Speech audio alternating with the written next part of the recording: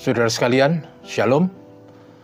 Puji nama Tuhan, kita masih diberi kehidupan hari ini, dan sebelum kita melakukan banyak hal dalam aktivitas kita sepanjang hari, kita akan merenungkan sabda Tuhan sejenak. Saya masih ingin mengajak saudara untuk mencoba menggali dan memahami bagian dari kitab Wahyu yang sederhana, yang mudah dipahami, yang bisa diaplikasikan dalam hidup kita setiap hari.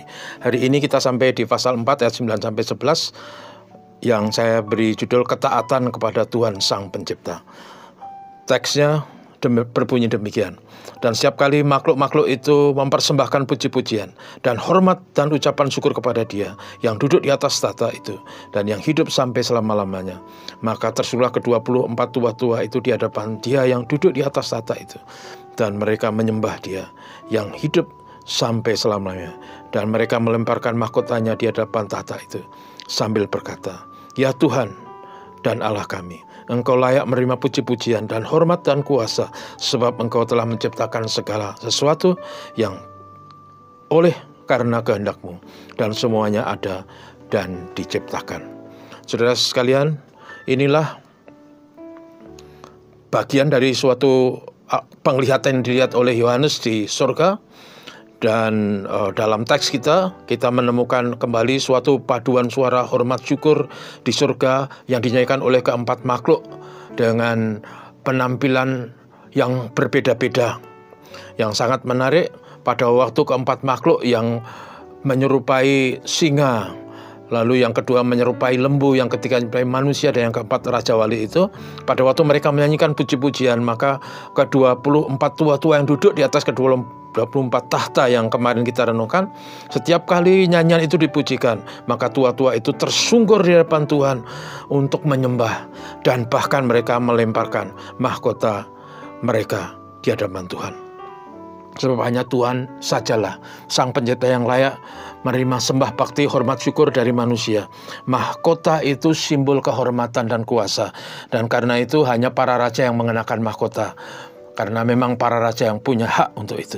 Tetapi yang menarik, pada waktu tua-tua itu sudah duduk di atas tahta dan mengenakan mahkota, pada waktu mereka mendengar puji-pujian bahwa Tuhan layak dipuji, Tuhan Allah yang sudah ada, yang sedang ada, dan yang akan datang, Tuhan yang kekal itu, mereka sujud tersungkur dan melemparkan mahkota mereka di hadapan tahta itu. Mereka sujud tersungkur sebagai tanda bakti dan hormat kepada Tuhan, karena hanya Tuhan yang layak menerima segala kehormatan. Tapi juga mereka melemparkan mahkota itu. Apa artinya? Barangkali ini berhubungan dengan tradisi dalam konteks Kekaisaran Romawi. Pada waktu Kaisar Romawi memerintahkan pasukannya untuk pergi menyerang suatu daerah, dan terjadilah peperangan yang sengit sampai akhirnya daerah itu ditaklukkan.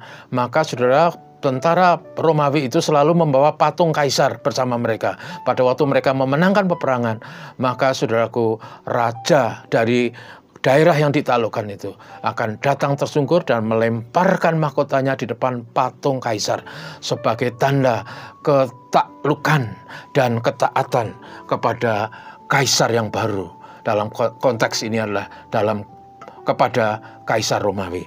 Dan barangkali gambaran itu menjelaskan kepada kita bahwa apa yang dilihat oleh Yohanes di surga, para tua-tua yang duduk di atas tahta mengenakan mahkota dari emas itu, pada waktu mendengar pujian, mereka begitu kagum sehingga mereka tersungkur di hadapan Tuhan sebagai tanda takluk, sujud dan hormat kepada Tuhan, Sang Pencipta, Sang Pemelihara, Sang Penolong. Tapi juga mereka melemparkan mahkotanya sebagai tanda takluk bahwa di hadapan Tuhan, di hadapan Sang Pencipta, tidak ada makhluk yang layak untuk mengenakan mahkota kecuali Tuhan semesta alam yang menciptakan segalanya. Tuhan itu pencipta yang luar biasa. Dia pencipta, bahkan dalam kitab Kejadian itu dikatakan pada waktu dalam pasal 1 ayat terakhir dikatakan, pada waktu ciptaan itu selesai, Tuhan dikatakan firman Tuhan bahwa ciptaan itu yang dilakukan Tuhan itu amat baik, sempurna. Dan karena itu pada waktu para tua-tua itu mendengar pujian Tuhan yang maha sempurna itu, mereka tersungkur dan melemparkan mahkota emas itu, takluk dan taat kepada Tuhan. Itu adalah pelajaran bagi kita, saudaraku, sebagai orang beriman, bahwa dalam hidup ini kita barangkali punya berbagai kelebihan. Ada saudara kita yang diberkati dengan kekayaan, ada yang punya kedudukan, ada yang punya pendidikan yang tinggi, ada banyak hal yang bisa dibanggakan dalam konteks duniawi. Tapi di hadapan Tuhan, kita sama sekali tidak punya hak. Tuhan adalah yang tertinggi. Bakti dan takluk kita kepada Tuhan mutlak. Karena itu, saudaraku, sebagai orang beriman, mari kita selalu memberi hormat dan syukur, bakti dan takluk kita pada Tuhan, mentaati Tuhan. Itu adalah gaya hidup orang beriman. Kehendak Tuhan dilaksanakan, hati Tuhan disenangkan. Seperti tua-tua yang melemparkan mahkota emas mereka. Sebab dialah yang layak menerima hormat dan pujian selama-lamanya. Kiranya Tuhan menolong kita sekalian hari ini supaya kita bisa hidup dan memuliakan Tuhan. Mari kita berdoa.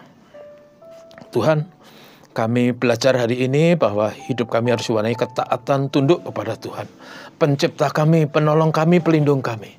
Tuhan memberkati kami semua dalam segala karya, tugas, pekerjaan, tanggung jawab hari ini. Apapun yang kami lakukan, kiranya mengekspresikan hidup orang beriman yang selalu tunduk pada kehendak Allah, yang selalu hormat kepada Sang Pencipta. Tuhan memberkati kami semua dan memberkati bangsa kami, memberkati penanganan COVID-19 yang masih terus mengkhawatirkan, kiranya cepat atau lambat segera bisa diatasi. Bahkan vaksinnya ditemukan dan dipakai sedemikian luas. Sekaligus juga obatnya, kami berdoa supaya tidak lama lagi ditemukan, sehingga COVID-19 bisa diatasi dan masa depan bumi kami diberkati. Ini doa kami, Tuhan, terpujilah namamu. Dalam nama Tuhan Yesus kami berdoa. Amin. Terima kasih, Tuhan memberkati saudaraku.